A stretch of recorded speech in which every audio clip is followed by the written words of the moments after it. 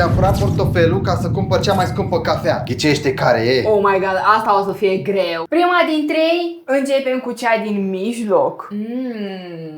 Numărul 2, ce diferită e. Doamne, nu mă așteptam la asta. Față de cea din mijloc, aceasta e mult mai apoasă, are un gust mult mai puțin intens de cafea. Curățare de paletă.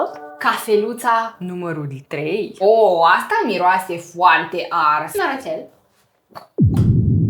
Oh, Doamne ferește! E momentul să ghicești care e cea mai scumpă. Cea mai ieftină, fără niciun dubiu, ultima. A doua, o să spun că e cea basic. Iar a treia, pot să zic că dacă am greșit una, eu plâng. A doua gustată de tine este cea de la espresorul meu și a costat 2 lei. Cea din centru este de la cafenea și a costat 11 lei. Iar ultima a costat 39 de bani. Le-am ghicit pe toate?